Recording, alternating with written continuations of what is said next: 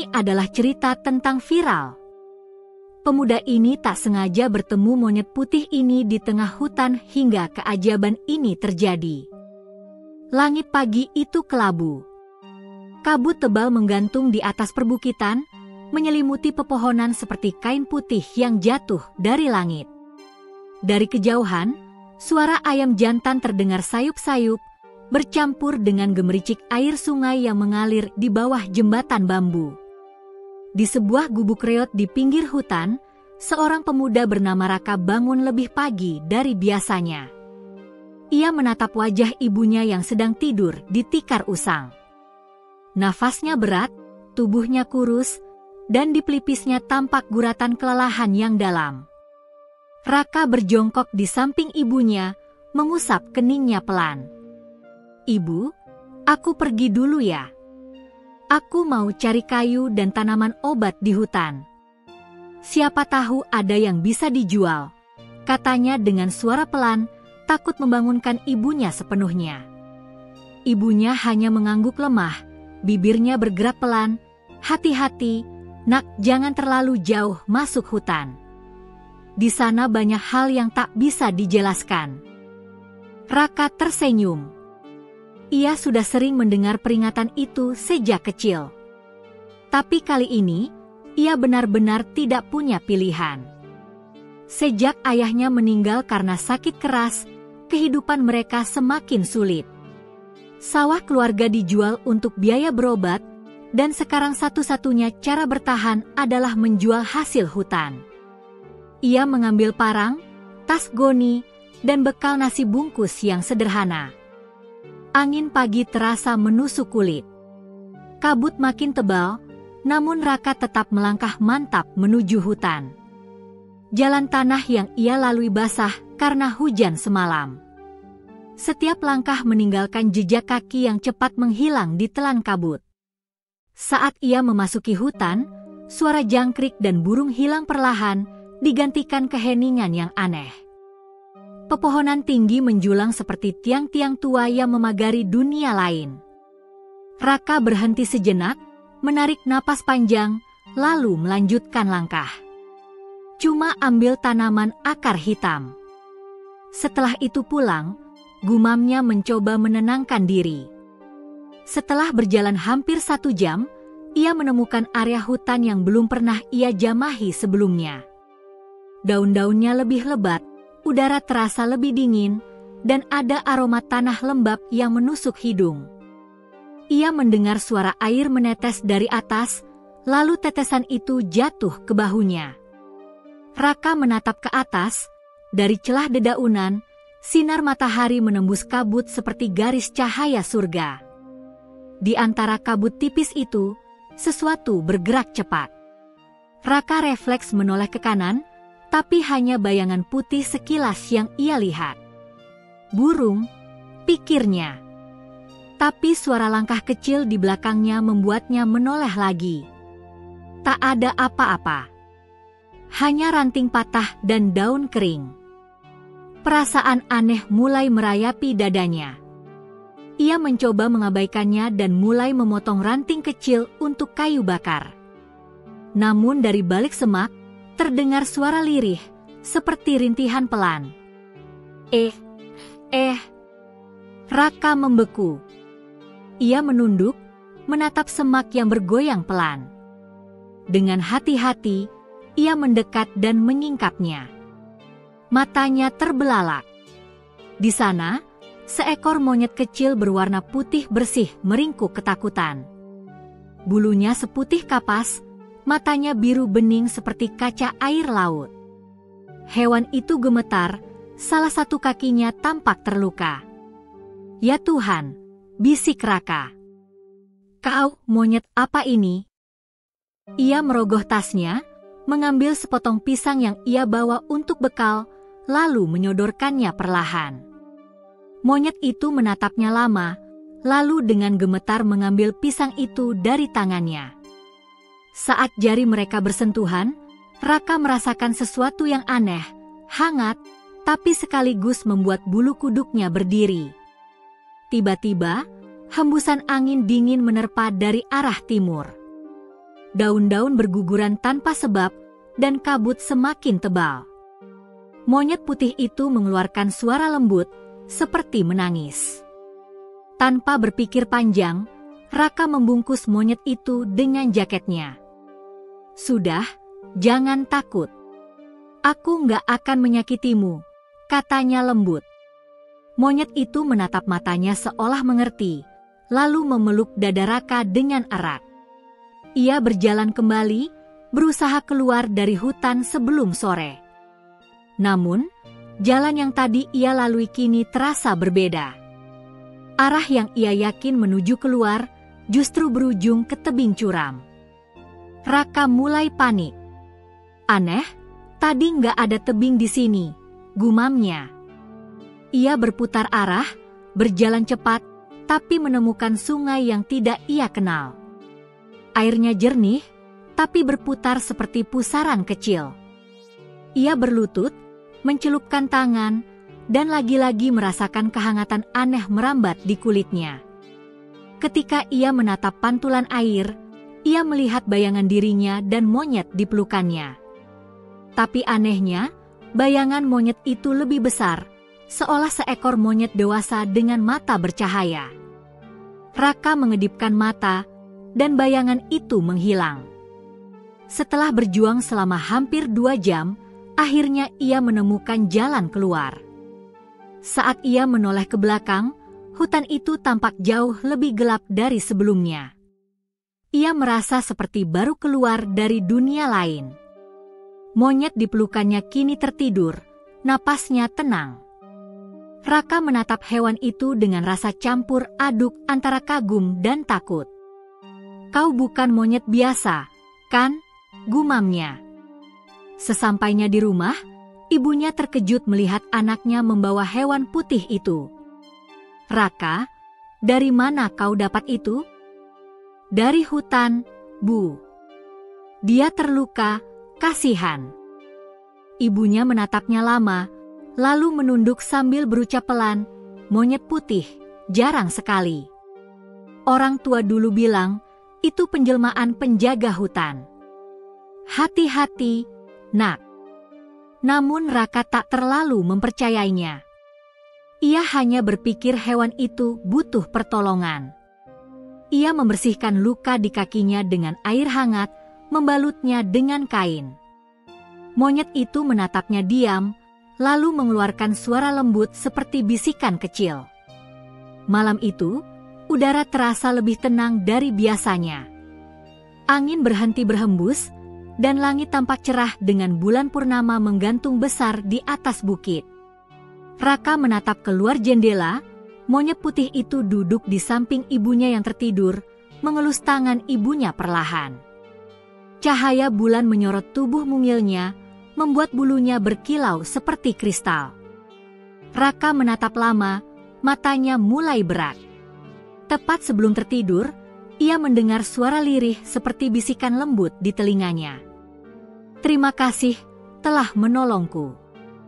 Raka tersentak bangun, menatap ke sekeliling, tak ada siapa-siapa. Hanya monyet putih itu yang menatapnya dari sudut ruangan, dengan mata biru yang berpendar samar dalam gelap. Di dada Raka, jantungnya berdebar hebat. Ia tahu, hidupnya tak akan pernah sama lagi setelah hari ini. Pagi itu, cahaya matahari menyelinap lembut lewat celah-celah dinding bambu rumah Raka. Aroma kayu bakar dari dapur kecil bercampur dengan wangi tanah basah sehabis hujan malam tadi. Tapi yang paling mencolok dari semuanya, suasana rumah terasa berbeda. Lebih hangat, lebih tenang, seolah sesuatu yang suci baru saja singgah di sana. Raka bangun lebih pagi dari biasanya. Ia menatap ke sudut kamar, tempat monyet putih itu tidur di atas kain lusuh. Hewan itu tampak tenang, tubuhnya memancarkan cahaya samar saat sinar matahari menyentuh bulunya. Raka duduk di dekatnya, menatap wajah kecil itu dengan rasa ingin tahu yang sulit dijelaskan. "Makhluk apa sebenarnya kau ini?" gumam Raka pelan. "Kau bukan monyet biasa, ya?" Seolah mengerti, monyet itu membuka matanya. Tatapannya lembut, tapi tajam, seperti mata manusia yang menyimpan rahasia panjang. Ia menatap Raka lama, lalu melompat pelan ke bahu pemuda itu. Raka hampir kehilangan keseimbangan karena terkejut, namun monyet itu hanya menepuk-nepuk kepalanya pelan, seperti sedang menyapa. Ibunya yang masih berbaring di dipan tua, terbangun mendengar suara kecil itu. Ia menoleh, dan alisnya langsung berkerut. "Itu hewan dari hutan kemarin?" tanyanya dengan suara serak. "Iya, Bu. Kakinya terluka. Tapi sepertinya sudah agak baikan," jawab Raka.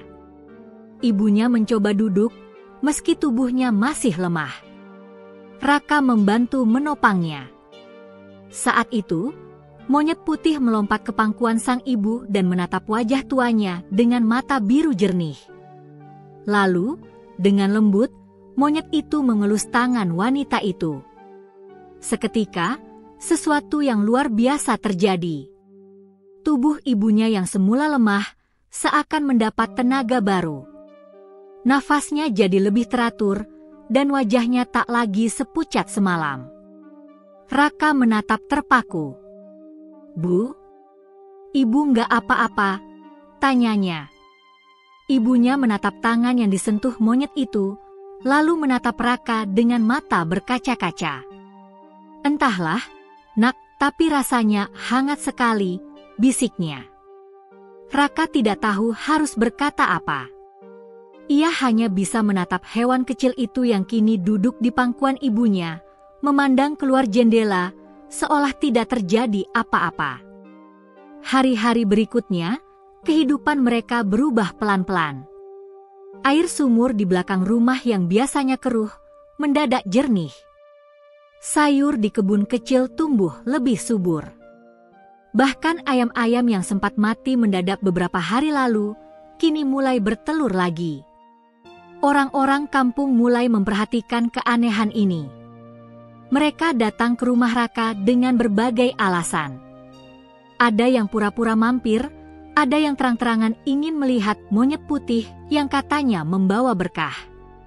Sore itu, seorang tetangga bernama Pak Samin datang dengan anak perempuannya yang sakit panas tinggi. "Raka, aku dengar dari orang-orang monyetmu bisa menyembuhkan orang sakit. Tolonglah anakku ini, Nak. Aku sudah ke dukun, ke bidan, tapi nggak sembuh-sembuh," katanya dengan nada penuh harap. Raka bingung. Ia tak merasa punya kemampuan apapun, apalagi menyembuhkan orang. Tapi monyet putih itu tiba-tiba melompat ke pangkuan anak kecil itu, menatapnya lama, lalu meletakkan tangannya di dahi si anak.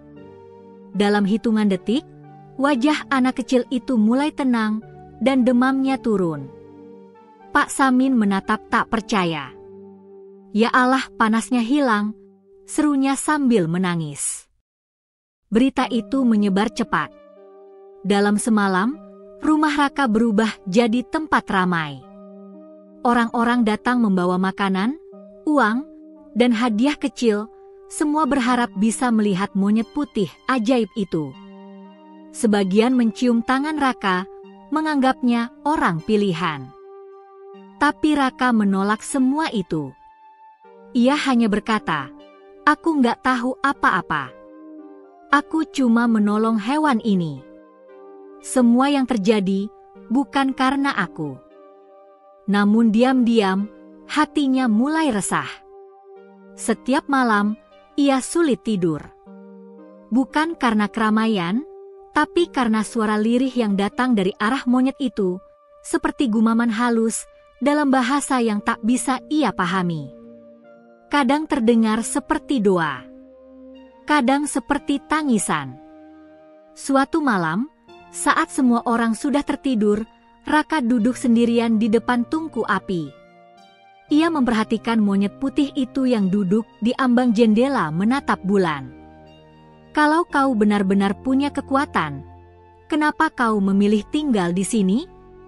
"Aku cuma orang miskin," tanya Raka pelan. Tak ada jawaban. Tapi tiba-tiba, angin berhembus pelan lewat jendela. Api di tungku bergetar, dan monyet itu menoleh. Matanya kini berwarna lebih terang, hampir seperti menyala. Dan saat itulah, untuk pertama kalinya, Raka mendengar suara manusia keluar dari bibir hewan itu. Karena hati yang paling bersih, bukan milik orang kaya. Raka membeku. Parangnya hampir terjatuh dari tangan. Ia menatap makhluk kecil itu dengan mata membulat. "Apa barusan kau bicara?" bisiknya. Monyet itu menunduk, lalu kembali duduk diam seolah tak terjadi apa-apa. Tapi Raka yakin ia tidak berhalusinasi. Ia menatap api yang mulai redup, lalu ke arah monyet itu yang kini memejamkan mata. Malam itu, ia tak tidur sama sekali. Keesokan paginya, ibunya memperhatikan wajah Raka yang lesu. "Kau kenapa, Nak? Matamu sembab begitu." Raka hanya tersenyum kecil. "Nggak apa-apa, Bu. Cuma mikir banyak hal." Ibunya mengangguk pelan, lalu berkata dengan nada tenang, "Kadang, hal-hal yang datang dari hutan tidak selalu untuk ditakuti. Bisa jadi, mereka sedang menguji kita." Kata-kata itu terngiang lama di kepala Raka. Ia mulai merasa bahwa semua yang terjadi bukan kebetulan. Bahwa monyet putih itu datang bukan hanya untuk diselamatkan, tapi membawa pesan besar yang belum ia mengerti. Sore harinya, saat ia hendak memberi makan, monyet itu hanya mau memakan buah tertentu. Pisang kecil berkulit ungu yang tumbuh di dekat sungai hutan tempat mereka bertemu dulu. Raka mencoba memberi pisang biasa, tapi ia menolak dengan menutup mulut rapat-rapat. "Jadi, kau mau aku balik ke sana lagi?" tanya Raka, menatap monyet itu. Monyet itu menatap balik, lalu mengangguk pelan. Raka menarik napas panjang. "Baiklah. Kalau itu maumu, besok pagi kita ke hutan." Malam menjelang lagi. Udara lebih dingin dari biasanya. Suara burung malam terdengar jauh, dan kabut mulai turun. Di luar rumah, angin membuat daun pisang bergoyang pelan.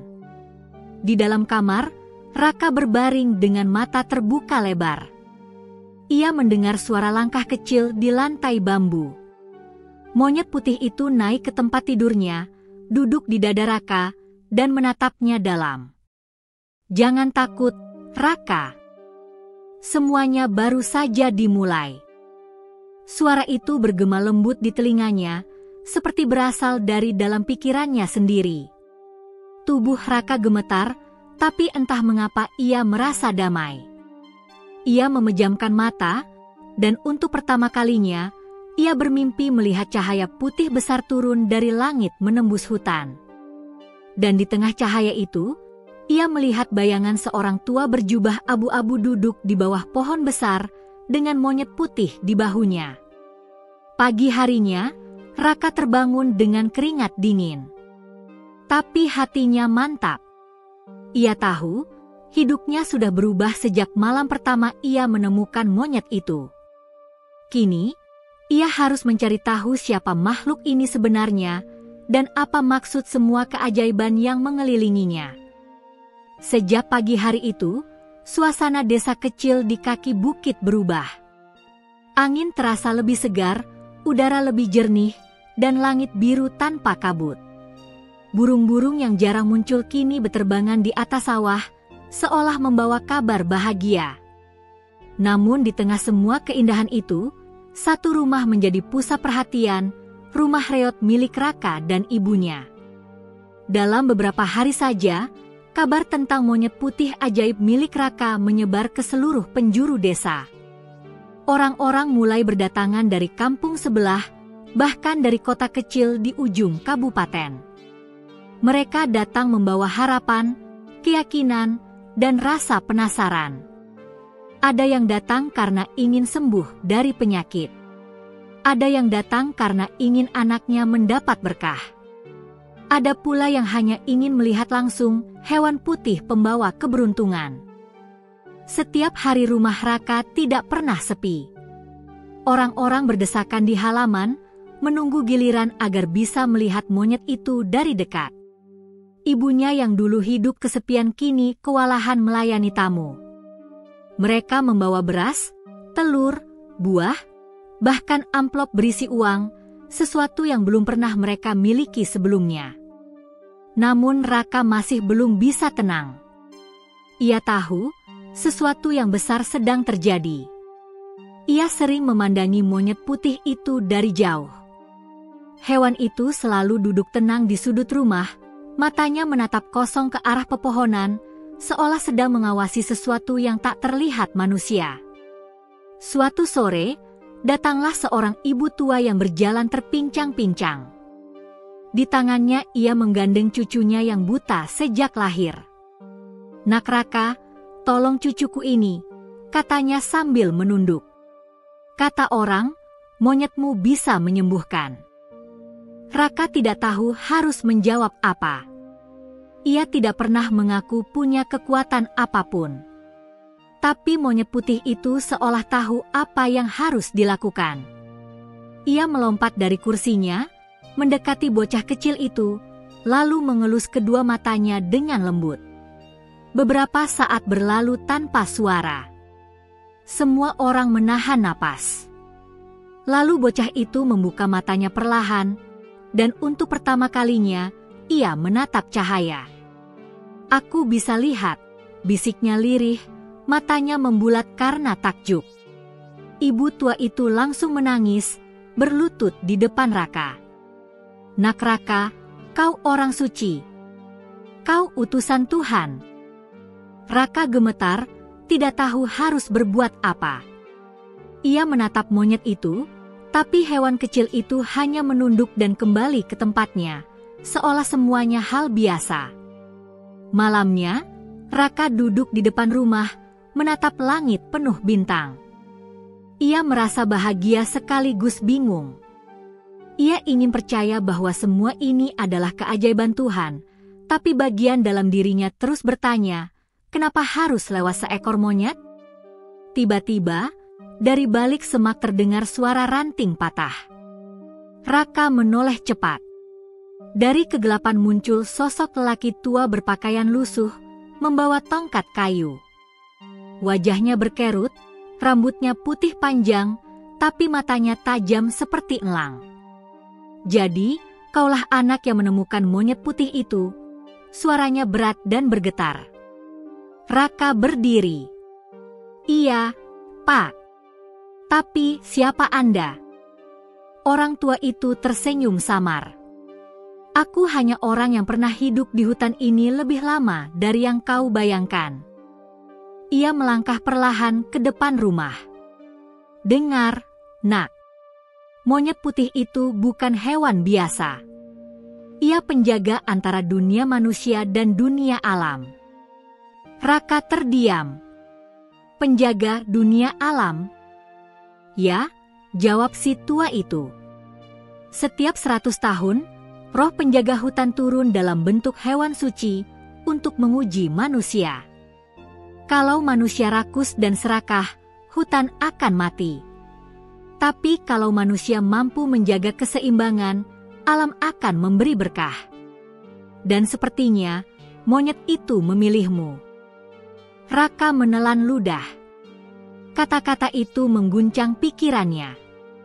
Sebelum ia sempat bertanya lebih jauh, lelaki tua itu berbalik, menatap monyet putih yang kini berdiri di ambang pintu. "Kau sudah menemukan manusia yang tepat," katanya lirih. Lalu dalam sekejap, lelaki itu menghilang di balik kabut. Hari-hari berikutnya, keajaiban semakin sering terjadi. Tanah di sekitar rumah Raka menjadi subur tanpa perlu pupuk. Pohon mangga yang dulu kering, kini berbuah lebat. Hujan turun hanya di ladangnya saat sawah lain kekeringan. Orang-orang menyebutnya tanah berkah. Namun tidak semua orang senang. Beberapa tetangga mulai iri. "Raka sekarang kaya, kata mereka di warung. Padahal cuma dapat untung dari monyet. Ada juga yang mulai curiga. Jangan-jangan itu bukan monyet suci, tapi jin yang menyamar. Desas-desus itu membuat Raka gelisah. Ia mulai menarik diri, menolak tamu, dan hanya berdua dengan ibunya. Tapi keanehan terus berlanjut. Setiap malam, monyet putih itu berdiri di depan rumah, menatap hutan dengan mata bercahaya. Kadang dari tubuhnya keluar kilau lembut seperti kabut perak yang mengambang di udara. Suatu malam, saat hujan turun deras dan petir menyambar tanpa henti, Raka terbangun oleh suara aneh dari luar rumah. Ia membuka pintu perlahan. Di bawah guyuran hujan, monyet putih itu berdiri tegak di halaman, menatap ke langit. "Kenapa kau di luar?" teriak Raka. Tapi suara angin menelan kata-katanya. Monyet itu menatapnya, lalu berbicara dengan suara yang jelas seperti manusia. "Raka, jangan biarkan mereka memperebutkan kebaikan. Kebaikan tidak untuk dijual." Tubuh Raka kaku. Ia menatap makhluk kecil itu yang kini memancarkan cahaya lebih terang dari petir di langit. Orang-orang akan datang membawa niat buruk. Mereka akan mencariku, akan mencarimu. Jangan serahkan aku, Raka. Dunia ini tidak siap menerima kebenaran. Setelah berkata demikian, monyet itu melompat tinggi, dan kilat besar menyambar dari langit, tapi bukannya terbakar, monyet itu justru lenyap seolah terserap cahaya. Raka berlari keluar, menerjang hujan. Ia berteriak memanggil-manggil, tapi tak ada yang menjawab. Hanya suara hujan yang bergemuruh di antara pepohonan. Beberapa saat kemudian, saat ia jatuh berlutut ke tanah, monyet itu muncul kembali di depannya, basah kuyup, memeluk kaki Raka. "Jangan takut," katanya dengan suara lirih. "Aku tidak akan meninggalkanmu. Tapi ingat, ujian baru akan dimulai." Keesokan paginya, matahari bersinar terang. Tidak ada yang percaya bahwa malam itu ada cahaya aneh di langit. Tapi sejak hari itu, Raka merasa penglihatannya berubah. Ia bisa melihat hal-hal yang tidak bisa dilihat orang biasa, seperti bayangan putih berjalan di antara pohon, atau kilau lembut di daun yang disentuh angin. Ia mulai memahami, monyet putih itu tidak hanya pembawa keberuntungan, tapi juga pembuka mata hati. Alam mulai berbicara padanya melalui tanda-tanda kecil, lewat bisikan air, lewat bayangan cahaya, bahkan lewat mimpi. Dalam salah satu mimpi itu, Raka melihat dirinya berdiri di tengah hutan, dikelilingi cahaya. Di atas kepalanya, monyet putih duduk di cabang pohon sambil berkata, "Setiap keajaiban datang dengan harga. Dan harga itu adalah ketulusan." Raka terbangun dengan keringat dingin, menatap monyet yang tidur di sudut kamar. Dalam hati, ia tahu, apapun yang akan datang nanti, bukan hanya soal keajaiban, tapi juga tentang bagaimana manusia diuji oleh keajaiban itu sendiri. Dari hari itu, keajaiban demi keajaiban tak lagi membuatnya terkejut. Ia mulai mengerti bahwa semuanya bukan tentang kekuatan, tapi tentang pesan yang disembunyikan di baliknya. Namun Raka belum tahu bahwa dari balik hutan yang tenang itu, mata-mata serakah mulai mengintai, siap mencuri rahasia yang bahkan alam pun ingin sembunyikan. Sejak malam petir besar itu, kehidupan Raka berubah sepenuhnya. Ia bukan lagi anak miskin yang hanya dikenal karena menolong seekor monyet putih di hutan. Kini, ia menjadi pusat perhatian, bahkan ketakutan, bagi sebagian warga desa. Ada yang masih percaya ia dipilih Tuhan. Tapi banyak pula yang mulai menganggapnya bersekutu dengan makhluk halus. Setiap kali Raka lewat di jalan, orang-orang berbisik pelan, beberapa menunduk, sebagian lagi menutup pintu. Namun Raka tak peduli. Ia hanya ingin memahami apa sebenarnya yang sedang terjadi pada dirinya dan monyet putih itu. Malam demi malam, monyet itu, yang kini diberi nama Putih, sering duduk di samping Raka di beranda. Mereka menatap langit yang bertabur bintang, tanpa kata-kata, hanya dalam diam yang aneh, tenang tapi berat. Suatu malam, Raka memutuskan untuk kembali ke hutan tempat ia pertama kali menemukan Putih. Ia merasa dipanggil oleh sesuatu, mungkin oleh mimpi, mungkin oleh takdir. Dengan membawa lampu minyak kecil, ia melangkah menyusuri jalan setapak yang dipenuhi kabut. Putih berjalan di belakangnya dengan langkah pelan namun pasti. Begitu mereka tiba di tempat itu, suasananya sangat berbeda. Pohon-pohon yang dulu rimbun kini tampak lebih tua, dan udara di sekitarnya seperti bergetar lembut. Di tengah hening itu, tiba-tiba tanah bergetar pelan. Raka menoleh ke arah Putih, dan dari tubuh kecil itu, cahaya putih keperakan mulai muncul, berputar-putar seperti asap hidup. "Putih, apa yang terjadi?" tanya Raka dengan suara gemetar. Monyet itu menatapnya dengan mata yang bersinar. "Sudah saatnya kau tahu siapa aku sebenarnya, Raka." Suara itu lagi-lagi keluar dari mulut hewan kecil itu, tenang tapi dalam, seolah berasal dari jauh di dalam bumi. "Aku bukan hewan biasa. Aku adalah penjaga hutan yang sudah ada sejak dunia ini belum diberi nama. Aku melihat manusia datang, menebang, membakar, memburu, dan merusak. Aku menunggu ratusan tahun sampai akhirnya menemukan satu manusia yang hatinya bersih, dan itu kau." Raka menelan ludah. Ia berlutut, menatap Putih dengan campuran takut dan kagum. "Aku? Tapi aku cuma anak miskin. Aku bahkan tak tahu kenapa kau memilihku." Putih menatapnya lembut. "Justru karena kau tidak mengejar apapun. Karena hatimu kosong dari ambisi. Alam hanya bisa berbicara lewat manusia yang mau mendengar, dan kau, Raka, mendengarku tanpa meminta imbalan." Udara di sekitar mereka tiba-tiba berubah. Angin berhembus pelan membawa aroma tanah basah dan bunga liar. Dari balik kabut, muncul bayangan samar, sosok-sosok seperti manusia tapi berwujud cahaya hijau kebiruan, berbaris melingkari Raka dan Putih. "Mereka adalah roh penjaga hutan ini," kata Putih pelan. "Mereka telah lama menunggu manusia yang akan menolong kami." Raka gemetar. "Menolong? Dari apa?" Putih menatap jauh ke arah langit. "Dari keserakahan manusia. Ada orang-orang yang akan datang ke hutan ini. Mereka ingin menggali emas, menebang pohon, dan menghancurkan tanah tempat roh-roh ini bersemayam.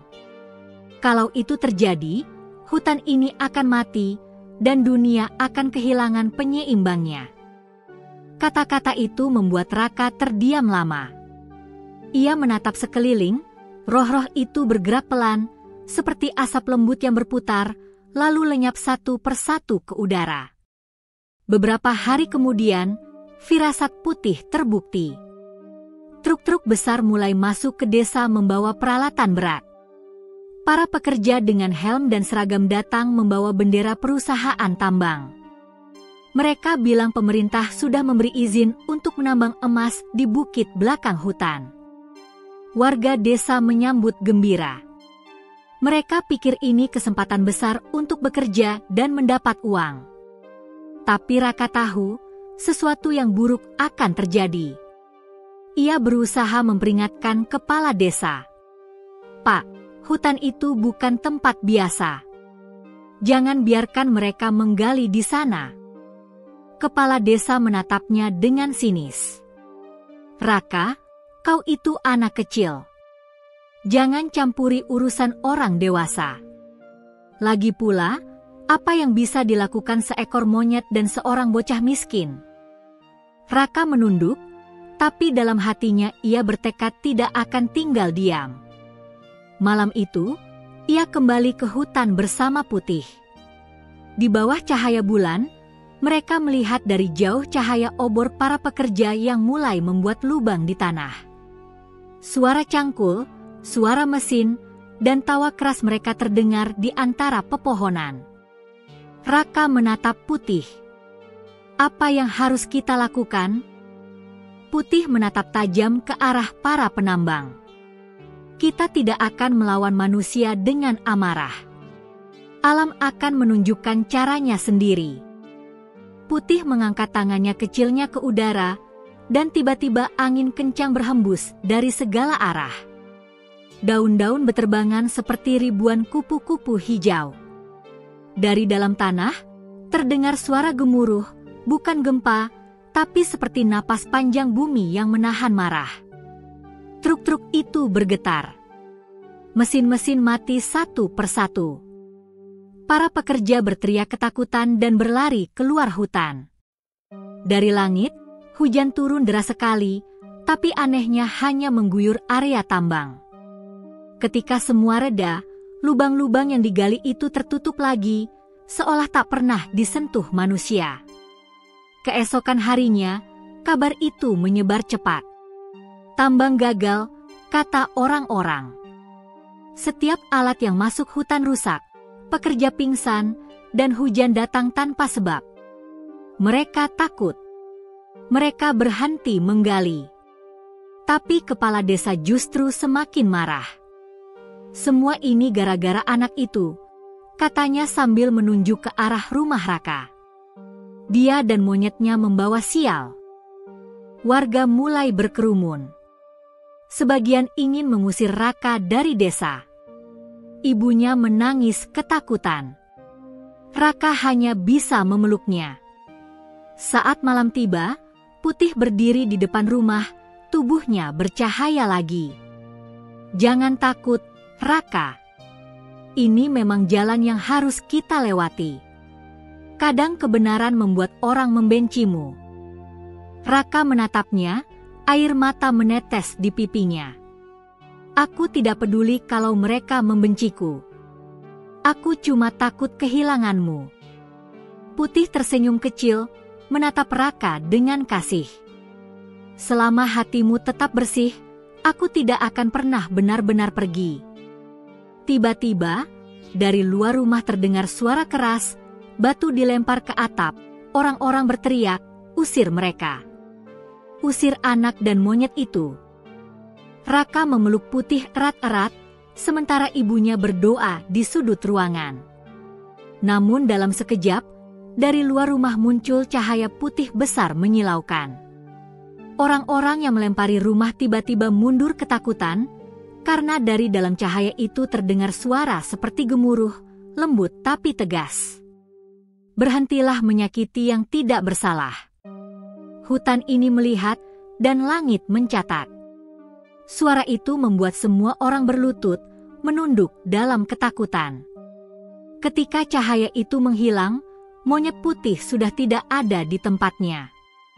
Yang tersisa hanya aroma wangi bunga liar dan udara yang terasa sangat damai. Raka menatap kosong ke tempat Putih berdiri. "Putih?"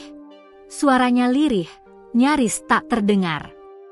Tapi yang menjawab hanyalah hembusan angin lembut. Dalam hatinya, Raka tahu monyet itu tidak pergi selamanya. Ia hanya kembali ke tempat asalnya, menunggu sampai manusia kembali belajar mencintai alam. Dan di kejauhan, di antara kabut hutan, cahaya putih masih tampak berkilau pelan, seolah berkata, "Aku masih di sini, Raka. Aku menunggumu menuntaskan takdirmu."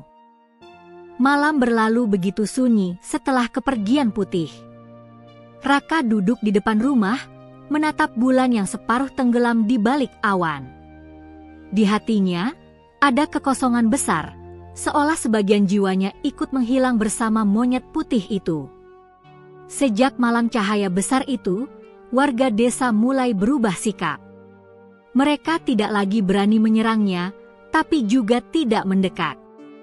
Rumah Raka seperti wilayah terlarang. Anak-anak dilarang bermain di dekat situ, dan orang dewasa menutup pintu rapat setiap kali Raka lewat. Namun yang paling menyakitkan, orang yang dulu paling percaya padanya, Arif, sahabat kecilnya, kini berbalik memusuhinya. Suatu pagi, Raka berjalan ke sungai untuk mengambil air. Di sanalah ia bertemu Arif. Arif, panggil Raka senang, berharap persahabatan mereka bisa kembali seperti dulu.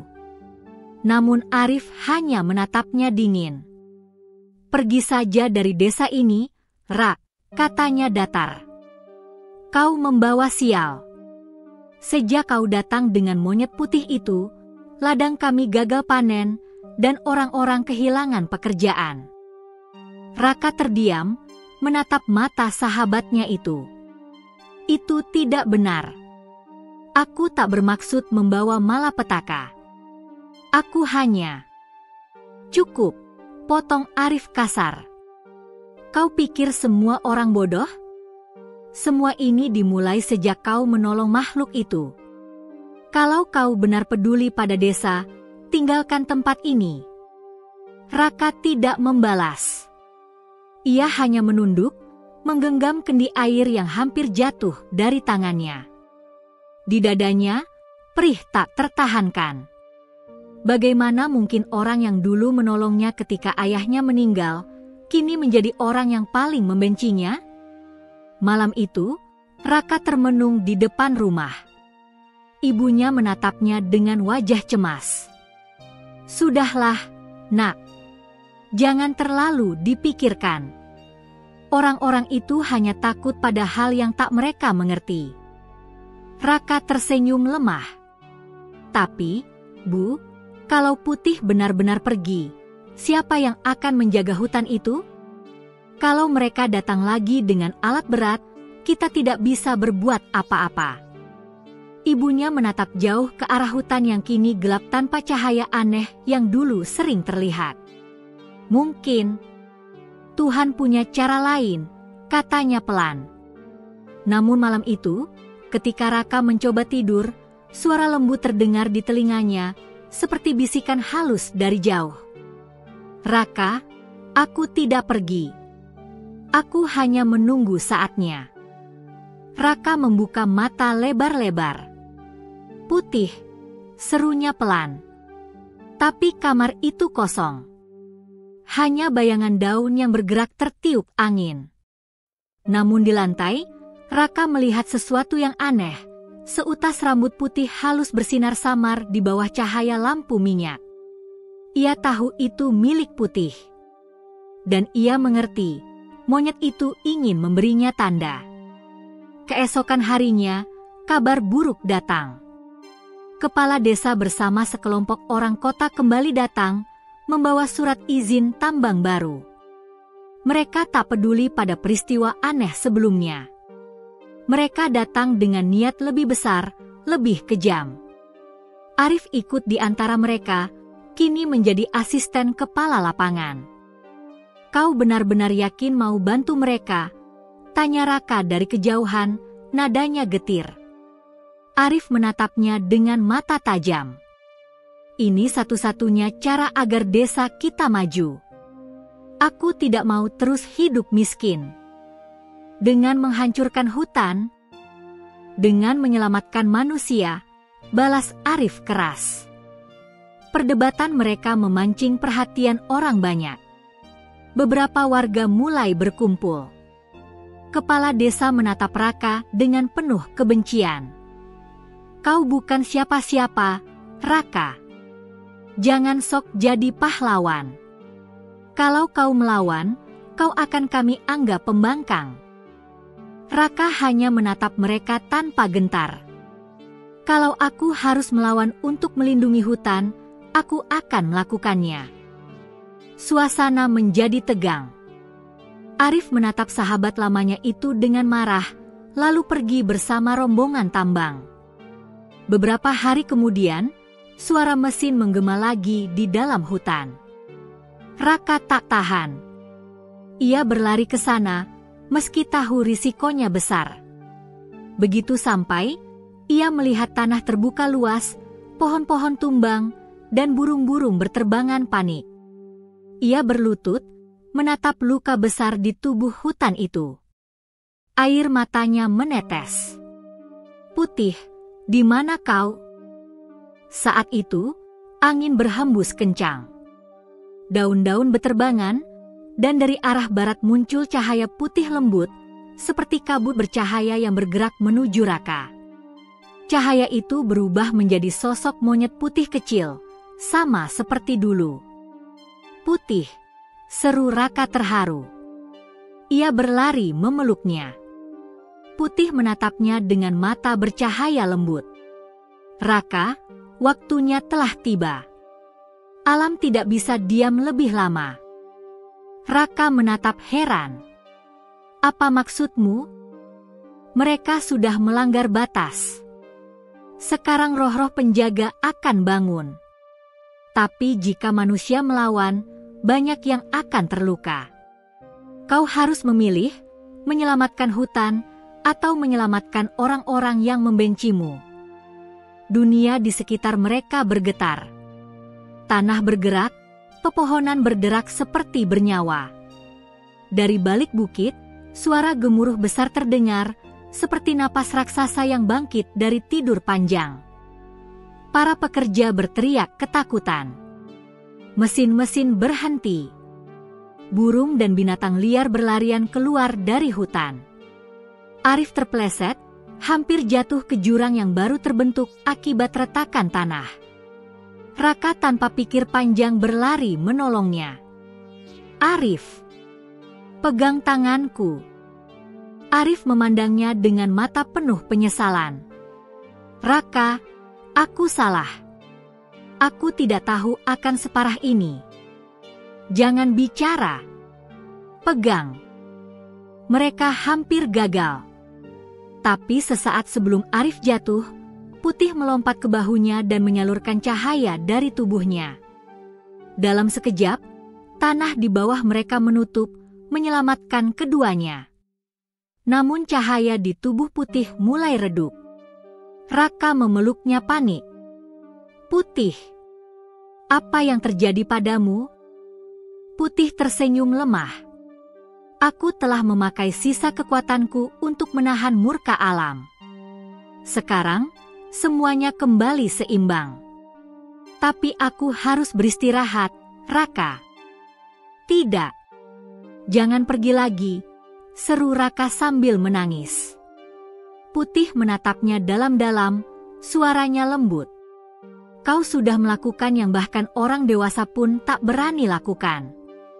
Ingat, Raka, kebaikan tidak selalu dimengerti, tapi akan selalu dikenang."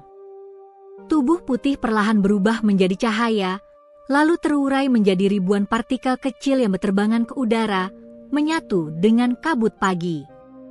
Hari berganti minggu. Tambang itu ditutup selamanya. Para pekerja tak berani kembali setelah kejadian itu. Kepala desa jatuh sakit misterius dan tak pernah muncul lagi. Arif, yang kini menyesal, datang ke rumah Raka membawa sekeranjang makanan. "Maafkan aku, Rak," katanya lirih. "Aku hanya ingin membuat hidup kita lebih baik. Aku buta karena serakah." Raka menepuk bahunya. "Aku sudah memaafkanmu. Kita semua belajar dengan cara berbeda." Mereka duduk bersama di beranda, menatap ke arah hutan yang kini kembali hijau dan tenang. Burung-burung berkicau, bunga liar bermekaran, dan dari kejauhan, kabut putih tipis menari di antara pepohonan. Raka tersenyum. "Dia masih di sana," katanya pelan. Arif menatap ke arah hutan, dan sesaat, keduanya melihat bayangan kecil melompat di antara ranting. Seekor monyet putih, menoleh sebentar, lalu menghilang ke balik sinar matahari pagi. Udara terasa hangat dan damai. Raka menutup matanya, mendengar bisikan lembut yang hanya bisa ia dengar. "Aku bangga padamu, Raka." Pagi itu, Embun menetes di ujung daun, seolah hutan sedang bernapas dengan damai. Sinar matahari menembus celah pepohonan, membentuk pola cahaya keemasan di tanah basah. Hutan yang dulu rusak karena tambang kini perlahan tumbuh kembali. Burung-burung bersahutan, bunga liar bermekaran di sepanjang tepi sungai, dan udara terasa jauh lebih segar dari sebelumnya. Di tengah ketenangan itu, Raka berjalan perlahan membawa cangkul di pundaknya. Wajahnya tampak lebih tenang, meski di matanya masih tersimpan kerinduan mendalam. Sudah sebulan sejak Putih menghilang, meninggalkan cahaya terakhir yang menyelamatkan desa. Meski tubuh mungil itu tak pernah kembali, Raka tahu, roh penjaga hutan itu tidak benar-benar pergi. Setiap kali ia menatap pepohonan, setiap kali angin berhembus lembut di pipinya, ada perasaan yang tak bisa dijelaskan, kehadiran yang hangat, teduh, dan melindungi. Raka kini hidup lebih sederhana dari sebelumnya. Ia menanam sayuran di lahan kecil peninggalan ayahnya dan membagikan sebagian hasil panennya kepada warga desa yang dulu sempat membencinya. Awalnya mereka menolak, merasa bersalah atas apa yang telah terjadi, tapi Raka selalu berkata dengan senyum, "Yang penting kita semua belajar. Hutan ini memberi tanpa pilih kasih, begitu juga kita harusnya." Seiring waktu, warga mulai berubah. Mereka tak lagi menebang pohon sembarangan. Sebaliknya, mereka menanam kembali bibit yang Raka kumpulkan dari dalam hutan. Anak-anak yang dulu takut pada rumah Raka kini sering datang untuk mendengarkan cerita tentang monyet putih penjaga hutan. Mereka menyebut Putih sebagai penyelamat desa. Suatu sore, ketika Raka sedang menyiram tanaman, ia mendengar suara gemerisik lembut dari tepi hutan. Awalnya ia mengira itu hanya angin. Namun suara itu terdengar lagi, kali ini disertai aroma bunga melati liar, aroma yang sama seperti ketika Putih dulu muncul. Raka berhenti. "Putih?" panggilnya pelan. Tidak ada jawaban. Tapi dari arah pepohonan, seekor anak kijang keluar perlahan. Bulunya lembut, matanya jernih, dan di keningnya tampak tanda putih berbentuk bulan sabit. Hewan itu mendekati Raka tanpa rasa takut. Ia menyentuh kepala kijang itu lembut, dan seketika hatinya terasa hangat. Raka merasakan sesuatu yang pernah ia rasakan dulu, energi yang sama seperti saat Putih berada di dekatnya. "Apakah kau kiriman darinya?" bisiknya sambil tersenyum. Kijang kecil itu hanya menatapnya, lalu menundukkan kepala seolah mengangguk, sebelum berlari kembali ke dalam hutan. Sejak hari itu, hal-hal ajaib mulai terjadi. Ketika musim kemarau datang, sawah warga tetap hijau meski sungai hampir kering. Ketika angin besar merobohkan rumah di desa sebelah, desa mereka tetap berdiri utuh. Bahkan ladang Raka menghasilkan panen 2 kali lipat, meski ia hanya menanam sedikit. Warga menganggap itu mukjizat. Mereka mulai mempercayai bahwa roh penjaga hutan masih melindungi mereka melalui Raka. Namun Raka tidak pernah sombong. Ia tahu semua itu bukan karena dirinya, tapi karena ia menjaga hubungan yang dulu pernah dijalin oleh makhluk suci yang ia tolong. Setiap malam, ia duduk di beranda menatap bintang dan berkata pelan, "Terima kasih, Putih. Aku masih menjalankan janjiku untuk menjaga tempat ini." Suatu malam, sesuatu yang luar biasa terjadi. Langit bersih tanpa awan. Bulan purnama menggantung besar, memantulkan cahaya ke permukaan sungai seperti cermin perak. Raka berjalan ke hutan sendirian, membawa lentera kecil. Ia melewati jalan yang sama tempat ia pertama kali menemukan Putih. Setiap langkah menimbulkan suara lembut di tanah lembab, dan semakin dalam ia melangkah, semakin ia merasakan ketenangan yang aneh. Sampai di tengah hutan, ia berhenti. Di hadapannya, Pohon besar dengan batang berwarna keperakan tampak memantulkan cahaya bulan. Dari celah akar pohon itu, keluar asap putih tipis yang menari perlahan seperti kabut hidup. Raka berlutut, menatap dengan mata berkaca. "Aku tahu kau di sini," katanya pelan. Asap putih itu berputar lembut, membentuk siluet kecil yang perlahan berubah menjadi wujud yang sangat dirindukannya, putih. Bukan tubuh fisik, melainkan bentuk cahaya yang lembut, transparan, tapi jelas sekali. Raka terisak, menatapnya tanpa berkedip. "Putih, aku merindukanmu." Putih tersenyum, suaranya terdengar seperti nyanyian angin. "Dan aku selalu bersamamu, Raka. Lihat sekelilingmu, hutan ini hidup kembali. Kau telah menepati janjimu." Raka menunduk. "Aku hanya melakukan yang seharusnya." "Tidak, Raka. Kau lebih dari sekadar penjaga hutan. Kau telah menjadi penjaga hati manusia di desa ini. Kau membuat mereka mengingat arti keseimbangan." Raka menatapnya lagi, matanya basah. "Apakah kau akan kembali?" Putih menatapnya lama. "Wujudku di dunia ini hanya sementara. Tapi selama manusia masih mencintai alam, aku akan tetap hidup, dalam angin, dalam hujan, dalam setiap daun yang tumbuh." Raka terdiam. Hatinya penuh campur aduk antara bahagia dan sedih. Putih kemudian mengangkat tangannya kecilnya. Cahaya dari tubuhnya memancar, menembus dada Raka dan menyebar ke seluruh tubuhnya seperti kilatan lembut. Raka terkejut, tapi tidak sakit.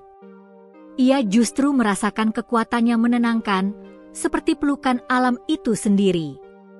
"Sekarang, sebagian dari kekuatanku akan tinggal bersamamu," kata Putih. "Kau akan mengerti bahasa alam. Kau akan tahu saat bumi sedih, saat langit marah, dan saat air menangis." Air mata Raka jatuh tanpa bisa ditahan. "Aku tidak pantas menerima ini." Putih tersenyum lembut. "Kau pantas. Karena hatimu bersih, dan karena kau tidak pernah menginginkan apapun untuk dirimu sendiri." Cahaya di tubuh Putih makin terang, lalu perlahan melebur bersama sinar bulan. Dalam beberapa detik, ia menghilang sepenuhnya. Namun di tanah tempat ia berdiri, tumbuh setangkai bunga putih bercahaya, berkelopak tujuh, mengeluarkan aroma melati dan tanah basah.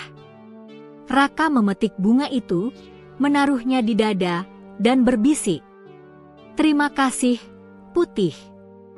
Aku akan menjaga dunia ini seperti kau menjagaku."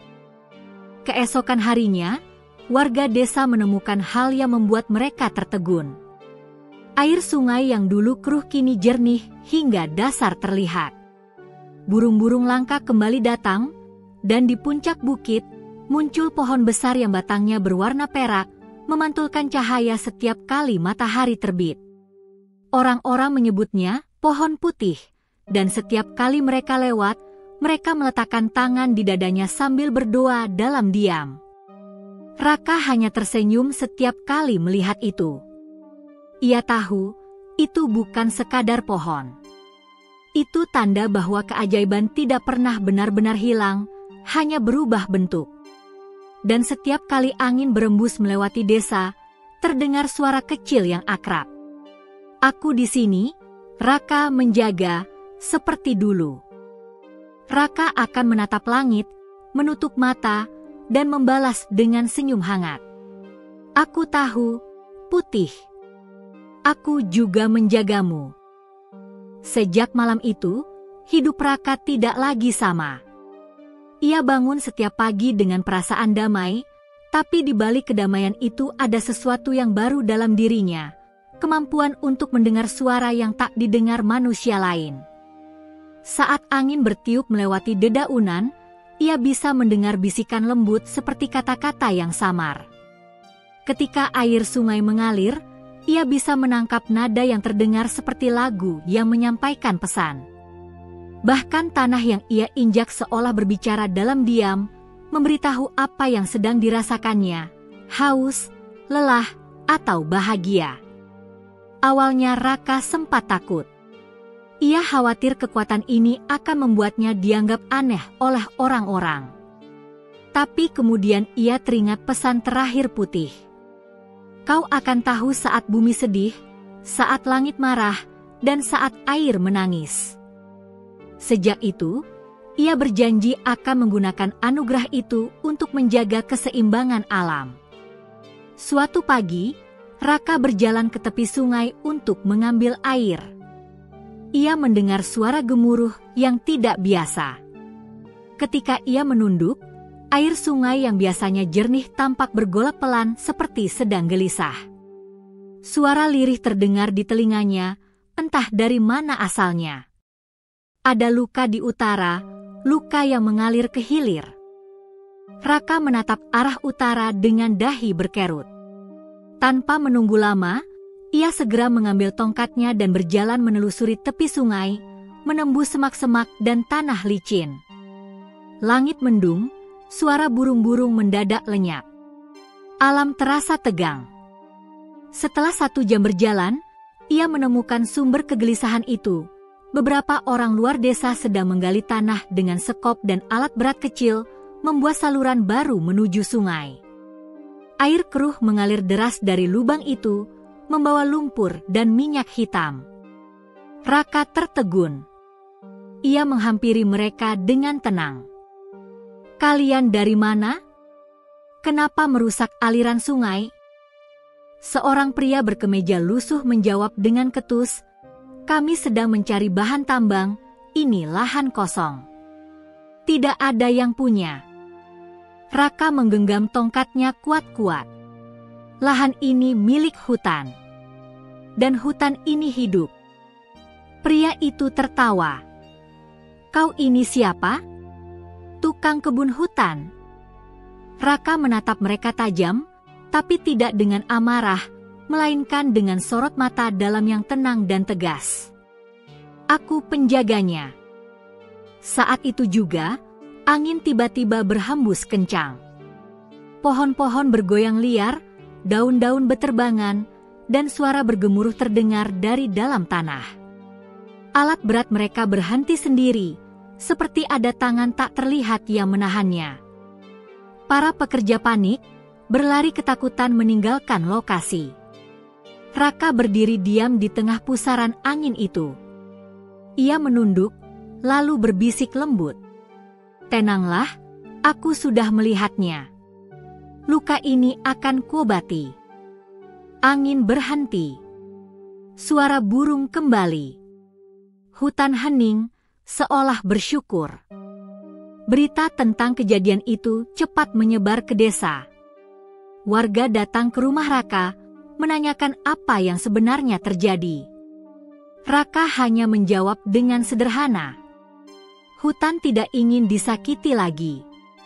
Aku hanya menyampaikan pesannya.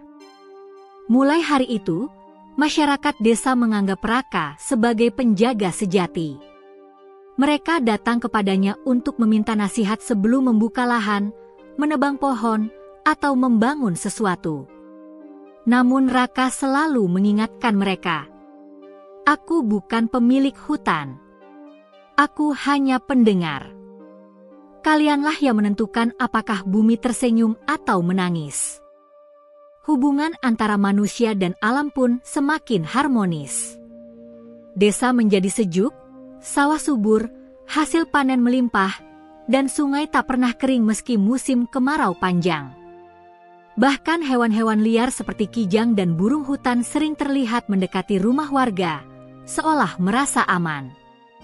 Namun kedamaian itu tak berlangsung lama. Suatu sore, dari kejauhan terdengar suara keras, suara mesin besar, seperti truk dan bor tanah. Raka yang sedang menyirami kebun langsung menoleh ke arah barat. Langit tampak gelap di sisi itu, meski matahari belum terbenam. Ia merasakan getaran aneh di tanah, getaran marah. Ketika ia menutup mata, suara bumi berbicara padanya. Ada yang datang membawa keserakahan. Raka segera menuju ke arah suara itu. Di ujung bukit, di luar batas hutan, tampak sekelompok orang dengan kendaraan berat mulai menebang pepohonan besar. Mereka bukan warga desa. Bendera perusahaan besar berkibar di antara tenda-tenda logam. Ia menghampiri mereka dengan hati-hati. Tempat ini bukan untuk ditebang. Ini wilayah yang dilindungi, katanya dengan suara tegas. Seorang pria berjas hitam yang tampak sebagai pemimpin kelompok itu menatapnya dingin. Anak muda, kami punya izin dari pemerintah daerah. Jangan ikut campur. Raka menatap tanah di bawah kakinya, lalu mendengar bisikan halus. Tanah ini menangis, Raka, jangan biarkan mereka membunuhku lagi. Ia mengangkat wajahnya. Kalau benar kalian punya izin, kenapa bumi menolak kalian? Pria itu tertawa sinis. Kau gila rupanya. Pergi sana sebelum kami usir. Raka menatap mereka dengan mata yang bersinar lembut, tapi kuat. Angin tiba-tiba berhenti. Daun-daun hening, udara menjadi berat. Kemudian suara gemuruh halus muncul dari perut bumi, seperti detak jantung raksasa. Pohon-pohon di sekitar mereka bergetar, dan akar-akar tanah mulai keluar perlahan, menggeliat seperti ular. Para pekerja berteriak ketakutan dan berlari. Namun Raka tetap berdiri diam, menatap pemimpin itu dengan suara rendah. Ini bukan ancamanku. Ini peringatan dari alam. Pria itu pucat. Ia berlari menuju mobilnya dan kabur bersama yang lain. Raka menatap hutan yang tenang kembali, lalu berlutut. Maafkan mereka, Putih, bisiknya. Mereka belum mengerti.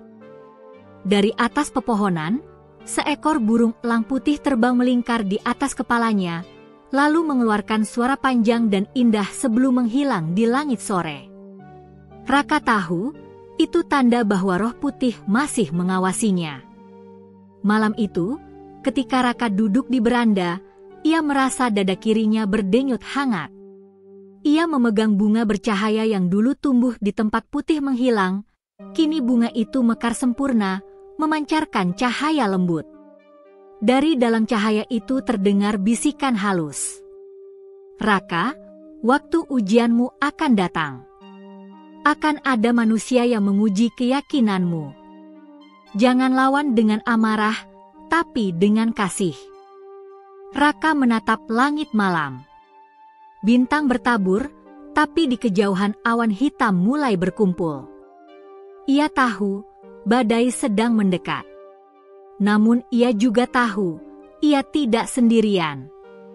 Ia menggenggam bunga itu, lalu menatap hutan yang berkilau oleh cahaya kunang-kunang.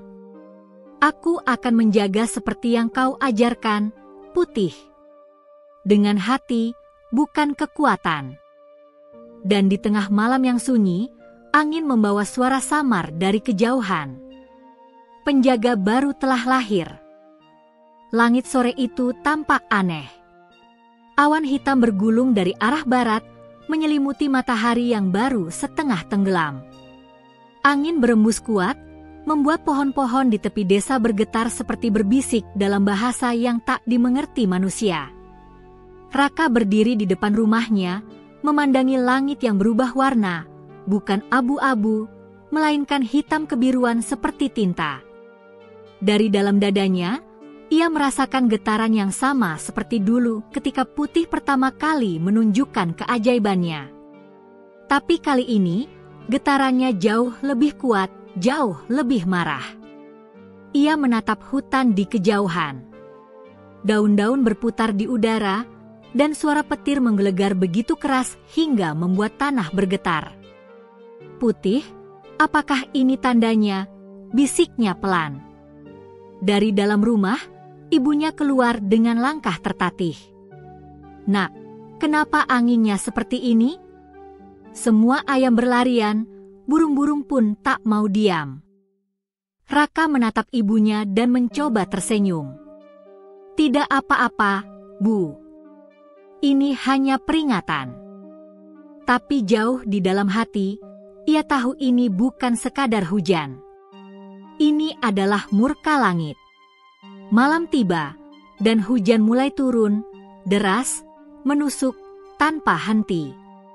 Petir menyambar silih berganti, membuat langit menyala seperti siang. Warga desa berlarian menyelamatkan diri. Rumah-rumah tua di tepi sungai mulai tergenang, air naik dengan cepat. Teriakan dan doa bersahutan di tengah gemuruh badai. Raka berlari keluar rumah tanpa jas hujan. Ia menatap ke arah sungai yang meluap.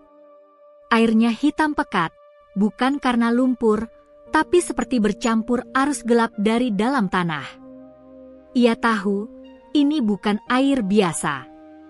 Ini air marah, bisik suara halus di telinganya. Raka menutup matanya, dan dalam sekejap ia melihat bayangan, wajah-wajah pohon yang tumbang, akar-akar yang terpotong, dan binatang-binatang hutan yang mati tertimbun tanah. Semua itu hasil dari manusia yang menebang, menggali, dan merusak. Langit kini menumpahkan amarahnya. Raka berlari ke tengah desa, menolong warga yang kesulitan. Ia memapah anak kecil ke tempat tinggi, membantu seorang ibu tua menyelamatkan ternak, dan berteriak agar semua menjauh dari sungai. Namun di tengah kekacauan itu, ia melihat sesuatu yang membuat darahnya berdesir. Sekelompok orang berseragam perusahaan tambang yang dulu ia usir dari hutan, kini datang lagi. Mereka membawa truk besar, mencoba menutup aliran air dengan karung dan batu besar, tapi semua sia-sia. Raka menghampiri mereka, matanya tajam. "Kenapa kalian kembali?" Pemimpin mereka, pria berjas hitam yang dulu sempat kabur, menjawab ketus, "Ini gara-gara kau. Setelah kau campuri urusan kami, alam jadi kacau begini. Kami hanya mau menyelamatkan alat-alat kami." Raka menatap pria itu lama. Dalam gemuruh hujan dan petir, suaranya keluar pelan namun tegas. "Kau menuduh alam yang marah karena aku? Tidak. Ini semua karena keserakahanmu." Pria itu menatapnya sinis. "Omong kosong. Ini cuma badai biasa." Namun tiba-tiba, dari arah hutan, terdengar suara gemuruh panjang, bukan suara petir, melainkan teriakan raksasa dari dalam bumi. Tanah di sekitar mereka bergetar hebat. Batu-batu berguling, dan dari balik pepohonan, cahaya putih menyala terang seperti bulan turun ke bumi. Para pekerja menjerit ketakutan. Raka menatap cahaya itu, dan di tengahnya, ia melihat bayangan putih, sosok kecil dengan bulu berkilau seperti sinar matahari pagi. Namun kali ini, wajahnya tidak lagi lembut. Tatapannya tajam dan sedih. "Raka," suara itu bergema dalam pikirannya. Mereka telah melukai terlalu dalam. Langit menangis karena luka bumi sudah tak tertahankan lagi. Air mata Raka jatuh di tengah hujan. Ia berlutut di tanah berlumpur, menatap sosok itu. "Putih, hentikan. Jangan biarkan semua orang binasa. Mereka memang bersalah, tapi masih bisa berubah." Putih menatapnya lama. Angin berhenti sejenak, seolah menunggu keputusan. "Kalau kau yakin manusia masih layak diberi kesempatan, maka kaulah yang harus menanggung amarah langit itu, Raka." Tubuh Raka gemetar. Ia menunduk, lalu mengangguk pelan. "Aku siap." Seketika, cahaya putih itu menyambar dirinya. Petir besar menyambar tanah tempat ia berdiri. Semua warga menjerit, mengira Raka tewas tersambar. Tapi di tengah cahaya itu, tubuh Raka perlahan berdiri kembali, dengan mata bersinar biru pucat dan aura putih lembut mengelilinginya. Ia mengangkat tangannya ke langit dan berteriak, "Cukup!" Dan ajaibnya, hujan berhenti. Petir padam. Air sungai yang meluap mulai surut pelan-pelan. Awan hitam bergerak mundur seperti ditarik ke kejauhan, dan langit perlahan kembali jernih. Warga menatap pemandangan itu dengan wajah terkejut. Mereka melihat tubuh Raka yang kini berlumuran lumpur, tapi dari telapak tangannya keluar sinar lembut yang menenangkan. Burung-burung keluar dari persembunyian, dan angin berembus lagi, kali ini hangat. Namun harga dari semua itu berat. Raka jatuh tersungkur ke tanah. Napasnya tersengal, matanya berkunang. Dari kejauhan, ia mendengar suara ibunya berlari memanggil, "Raka! Nak! Bangun, nak!" Tapi tubuhnya seolah kehilangan tenaga. Dalam pandangannya memudar, ia melihat Putih berdiri di sampingnya. Suaranya lembut, nyaris seperti nyanyian. "Kau telah menenangkan amarah langit. Tapi ingat, ini baru awal. Kau belum selesai menjaga bumi." Raka mencoba tersenyum, meski bibirnya gemetar. "Aku tak akan berhenti, Putih, selama masih ada yang bisa diselamatkan." Putih menatapnya penuh kasih. Lalu tubuhnya berubah menjadi cahaya kecil, masuk ke dalam dada Raka, menyatu dengannya. Sejak saat itu, tubuh Raka menjadi hangat. Napasnya perlahan kembali stabil, meski ia tahu sebagian dirinya kini bukan manusia biasa lagi. Ia sudah menjadi penjaga yang sebenarnya, penjaga yang menyatu dengan roh hutan dan langit. Keesokan paginya, desa terbangun dalam keheningan damai. Matahari bersinar cerah, dan pelangi membentang di atas hutan. Raka duduk di tepi sungai, memandangi air yang kini jernih seperti kaca. Ia merasakan denyut lembut dari bumi, seolah berterima kasih padanya. Di belakangnya, warga mulai berdatangan, membawa bunga, buah, dan doa. Mereka menyebutnya Raka sang penjaga langit. Namun Raka hanya tersenyum kecil dan berkata, "Aku bukan penjaga langit. Aku hanya manusia yang belajar mendengar." Ia menatap ke arah hutan, di mana cahaya putih samar masih menari di antara pepohonan. Putih mungkin sudah tiada secara wujud, tapi suaranya masih hidup dalam hatinya. Dan di kejauhan, di balik awan, langit tersenyum. Beberapa minggu telah berlalu sejak badai besar itu. Desa kembali damai, sawah mulai hijau, dan udara pagi kembali jernih. Anak-anak berlari di jalan setapak, tertawa tanpa beban. Burung-burung bernyanyi di pepohonan yang baru tumbuh setelah hujan. Namun di balik semua kedamaian itu, Raka merasakan sesuatu yang mengganjal. Sejak ia menyatu dengan roh putih, ia bisa merasakan getaran energi di seluruh penjuru hutan. Biasanya lembut dan menenangkan, tapi kini, dari arah utara, muncul gelombang energi lain. Getaran itu berbeda, dingin, berat, dan penuh amarah. Malam itu, Raka duduk di tepi sungai dengan mata terpejam, berusaha mendengar suara bumi. Namun yang terdengar hanyalah bisikan getir yang membuat bulu kuduknya berdiri. Penjaga baru, penjaga palsu. Kau menenangkan langit, tapi membangunkan bayangan. Raka membuka matanya.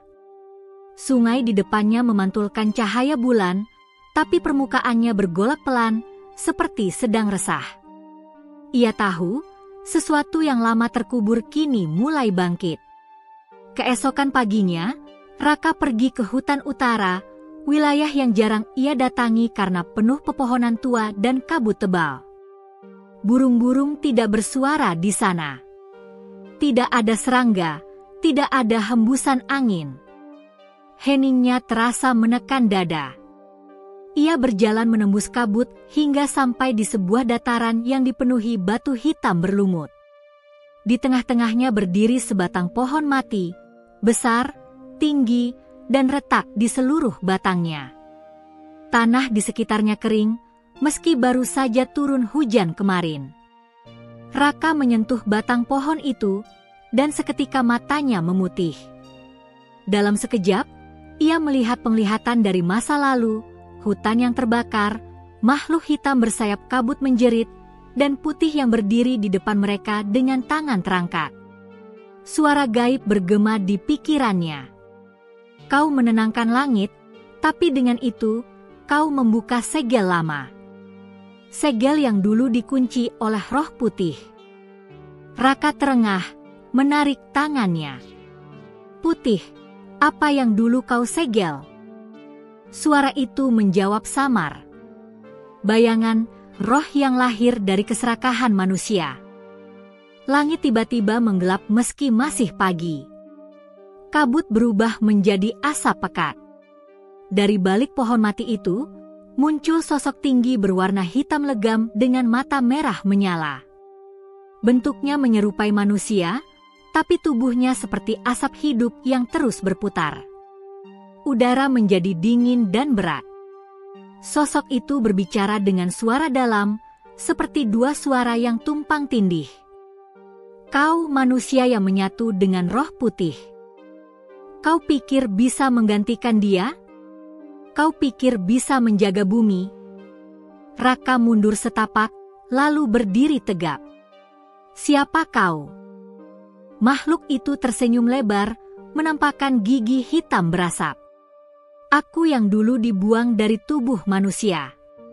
Aku lahir dari ketamakan, amarah, dan keinginan tak berujung. Aku adalah bayangan dari hati mereka yang merusak bumi ini. Raka menatapnya tajam. Jadi kau roh kegelapan manusia. Tepat sekali. Dan berkat kedamaianmu, segel yang menahanku telah pudar. Kini aku bebas. Tanah bergetar hebat. Pohon-pohon di sekitar mereka mengering dalam hitungan detik. Kabut berubah menjadi pusaran hitam yang menyelimuti hutan utara.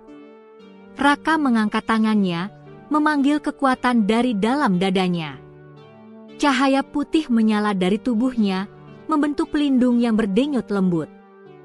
Kau tidak akan menyentuh bumi ini lagi. Aku akan menghentikanmu.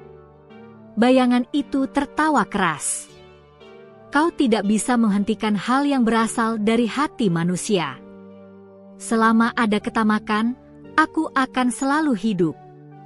Serangan pertama datang begitu cepat. Bayangan itu mengayunkan tangan, dan gelombang energi hitam menghantam tanah, menciptakan jurang kecil di depan Raka. Ia melompat mundur, menangkis serangan itu dengan cahaya putih.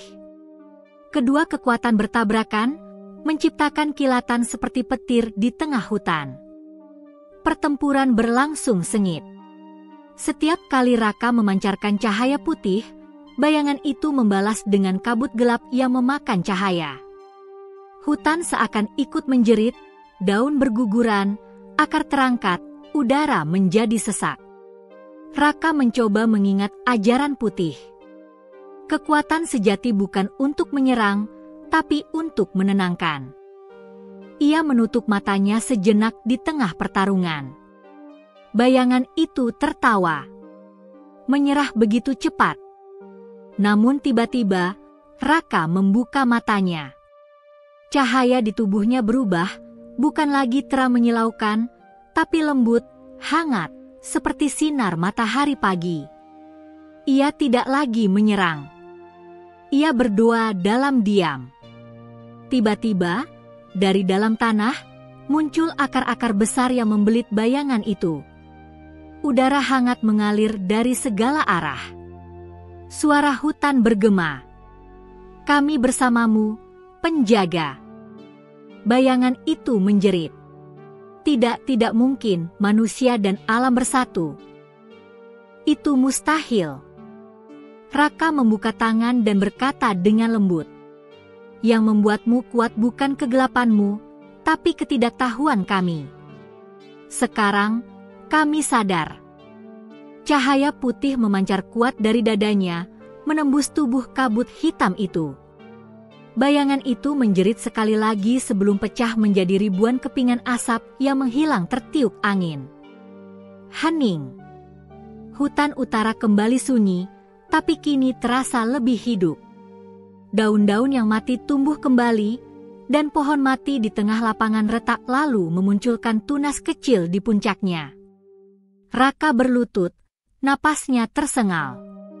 Kekuatan besar tadi hampir menghabiskan energinya. Tapi di tengah kelelahan itu, ia mendengar suara lembut dari dalam dadanya, suara putih. Kau telah mengalahkan bayangan pertama. Tapi masih banyak yang tertidur di hati manusia. Kau tidak bisa memusnahkan mereka, hanya menuntun agar tidak bangkit lagi. Raka tersenyum tipis. Aku mengerti. Kegelapan tidak perlu dimusnahkan, hanya perlu disadarkan. Ia menatap tunas kecil di pohon mati itu dan berbisik. Dari kematian, lahir kehidupan baru. Angin lembut berhembus, seolah mengamini kata-katanya. Ketika ia kembali ke desa, warga menyambutnya dengan pelukan dan tangis bahagia.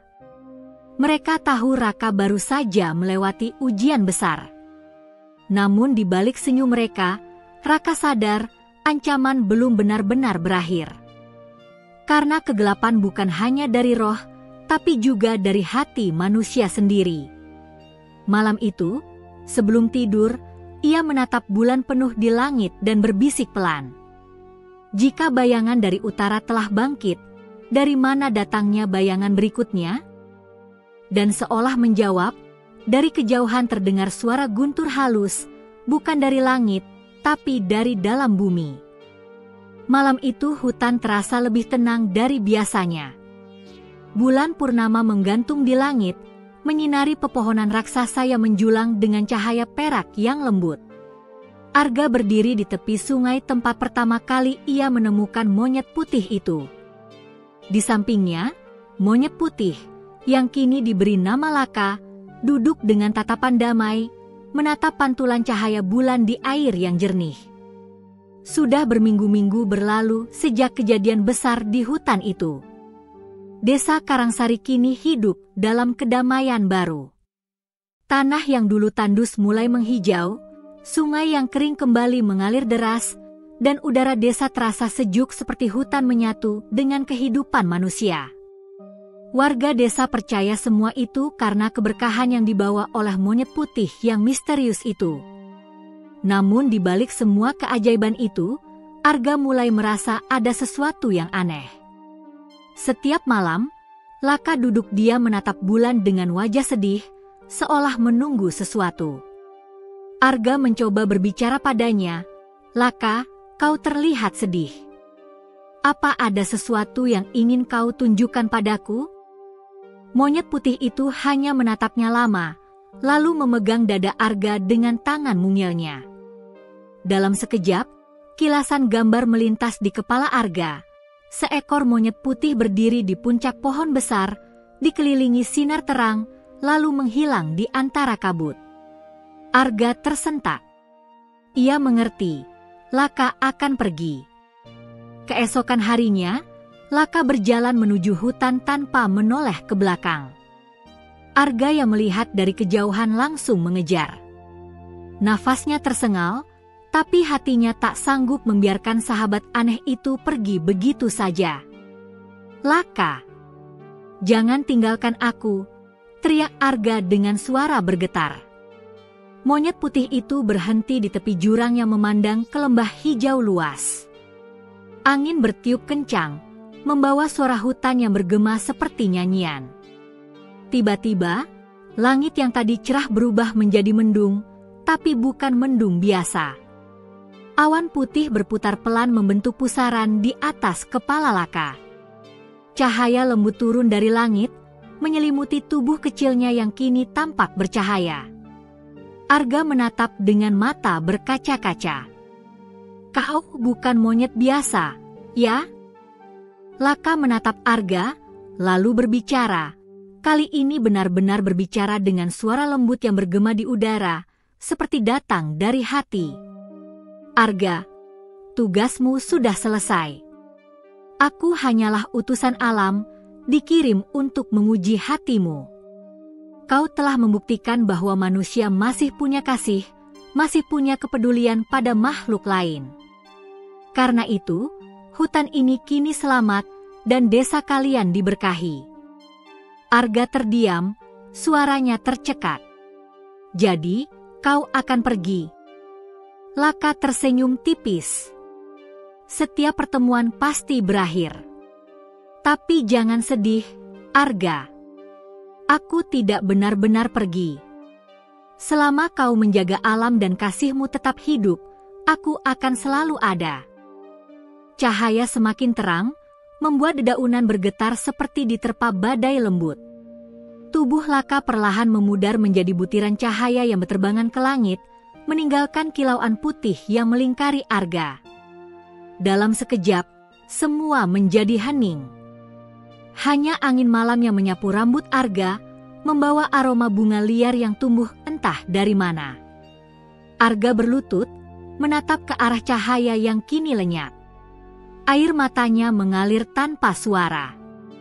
Terima kasih, sahabat. Aku tak akan melupakanmu. Hari-hari berlalu. Desa Karangsari kini dikenal banyak orang. Bukan karena kekayaannya, tapi karena kisah ajaib tentang monyet putih penjaga hutan. Orang-orang dari desa lain datang berziarah ke tepi hutan, membawa bunga dan doa. Mereka percaya hutan itu memiliki roh penjaga yang membawa keberkahan bagi siapapun yang datang dengan niat baik. Arga, yang dulu hanya pemuda miskin dan sederhana, kini menjadi penjaga hutan sejati. Ia membangun pondok kecil di tepi sungai, tempat dulu ia dan Laka pertama kali bertemu. Di sana, ia merawat hewan-hewan yang terluka, menanam pohon, dan membantu siapapun yang datang dengan niat belajar tentang alam. Banyak anak-anak yang datang setiap minggu untuk mendengarkan kisahnya tentang teman dari cahaya putih. Dulu, katanya sambil tersenyum kepada anak-anak, aku pikir keberkahan datang dari kekuatan atau harta. Tapi aku salah. Keajaiban sejati datang dari hati yang mau menolong tanpa pamrih. Laka mengajarkan itu padaku. Anak-anak menatapnya penuh kagum. Salah satu anak kecil bertanya polos, "Kak Arga, kalau monyet putih itu datang lagi, apakah Kak akan ikut dia pergi?" Arga tersenyum. "Mungkin tidak, tapi kalau dia datang, aku akan berterima kasih. Karena berkat dia, aku belajar apa arti hidup." Suatu malam, bertahun-tahun kemudian, ketika Arga sudah menua dan rambutnya mulai memutih, ia duduk sendirian di depan pondoknya. Angin lembut berhembus dari arah hutan. Di kejauhan, terdengar suara dedaunan berdesir, lalu samar-samar muncul bayangan kecil di antara pepohonan. Seekor monyet putih, sama persis seperti Laka, melompat perlahan ke arah pondok, duduk di hadapan Arga, dan menatapnya dengan mata bercahaya. Arga terdiam, dadanya bergetar. "Laka, benarkah itu kau?" Monyet itu tidak berbicara. Ia hanya mengulurkan tangan mungilnya dan memegang tangan Arga. Dalam sekejap, angin berhenti bertiup, dan cahaya bulan turun menyelimuti mereka berdua. Wajah Arga tampak damai. Ia tersenyum, lalu memejamkan mata. Keesokan paginya, warga menemukan Arga duduk bersandar di pondok dengan senyum tenang di wajahnya. Di sebelahnya, ada bunga putih yang belum pernah tumbuh di hutan itu sebelumnya, bentuknya seperti bulu lembut monyet putih. Tahun demi tahun berlalu, dan kisah Arga menjadi legenda di Karangsari. Setiap bulan purnama, cahaya putih sering terlihat menari di atas hutan, dan penduduk percaya itu adalah roh Laka dan Arga yang menjaga keseimbangan alam. Anak-anak tumbuh mendengar kisah itu dengan kagum, dan orang dewasa menjadikannya pelajaran hidup, bahwa menolong makhluk kecil sekalipun bisa membawa perubahan besar, dan kasih yang tulus akan selalu meninggalkan jejak, bahkan setelah waktu berhenti. Di tepi hutan, di batu besar dekat sungai, warga menulis sebuah ukiran sederhana. Di sini, manusia dan alam pernah bersahabat. Di sini, Arga bertemu Laka, dan dunia berubah selamanya. Dan setiap kali bulan purnama datang, cahaya lembut turun menyinari tulisan itu, seolah Laka masih menjaga janji lamanya, bahwa selama manusia berhati baik, keajaiban tidak akan pernah benar-benar hilang. Tamat.